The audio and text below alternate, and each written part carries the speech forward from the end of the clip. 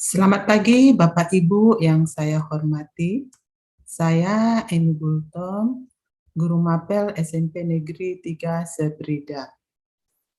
Untuk melengkapi aksi nyata saya akan menjelaskan terkait dengan Merdeka Belajar. Dalam Merdeka Belajar ini ada 5 poin penting yang harus kita pahami. Poin yang pertama, mengenali dan memahami diri sebagai pendidik. Yang kedua, mendidik dan mengajar. Yang ketiga, mendampingi murid dengan utuh dan menyeluruh.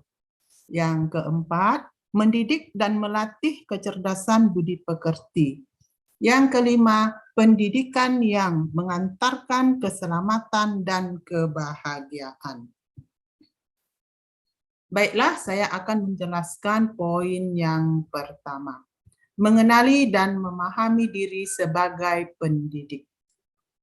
Pendidik, menurut Ki Hajar Dewantara, berperan untuk menuntun tumbuh atau hidupnya kekuatan kodrat yang ada pada anak-anak, agar dapat memperbaiki lakunya, hidup, dan tumbuhnya kekuatan kodrat anak. Yang kedua, oleh karenanya, peran guru sangat penting bagi perkembangan murid tersebut. Kita harus melihat dan mengenali diri kita agar kita mampu memperbaiki dan merubah diri sesuai dengan perkembangan zaman dan sesuai dengan kebutuhan murid. Sehingga kita dapat membekali murid dengan pengetahuan, keterampilan, dan sikap untuk terus belajar. Sebab itu penting untuk kita menentukan ingin menjadi guru seperti apakah kita. Apakah guru yang menasehati, guru yang memiliki empati tinggi, guru yang kreatif, atau lain sebagainya. Yang kedua, mendidik dan mengajar. Pertama, kita akan memahami terlebih dahulu pengertian kata pendidikan dan pengajaran.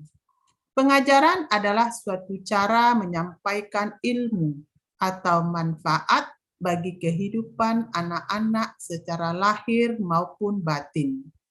Sementara pendidikan adalah tempat menaburkan benih-benih kebudayaan yang hidup dalam masyarakat, sekaligus sebagai instrumen tumbuhnya unsur peradaban agar kebudayaan yang kita wariskan kepada anak cucu kita di masa depan. Seorang pendidik perlu memberikan sebuah pengajaran serta didikan, sehingga murid tersebut menjadi manusia seutuhnya, yakni pendidik tersebut tidak hanya mengajarkan pada kekuatan kognitif, tetapi juga kekuatan batin, yaitu dalam bidang sosial, emosi, empati, dan lain sebagainya. Yang ketiga, mendampingi murid dengan utuh dan menyeluruh. Sebagai pendidik, kita harus menuntun tumbuh atau hidupnya kekuatan kodrat siswa. Kodrat keadaan merupakan bagian yang tidak terpisahkan dari dasar pendidikan murid.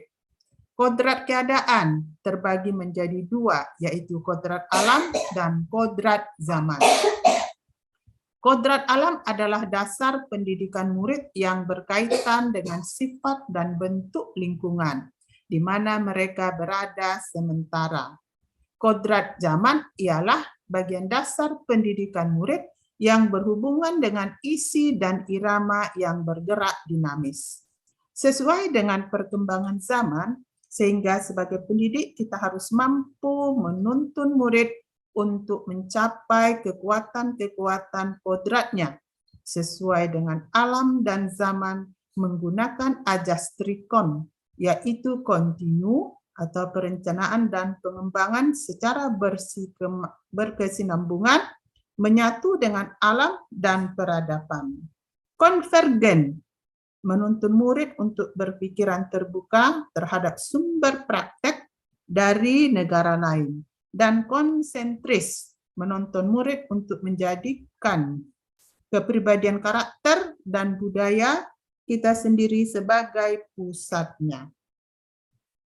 Yang keempat, pendidikan yang mengantarkan keselamatan dan kebahagiaan. Salah satu asas pendidikan nasional kita adalah untuk melatih dan mendidik kecerdasan budi pekerti murid.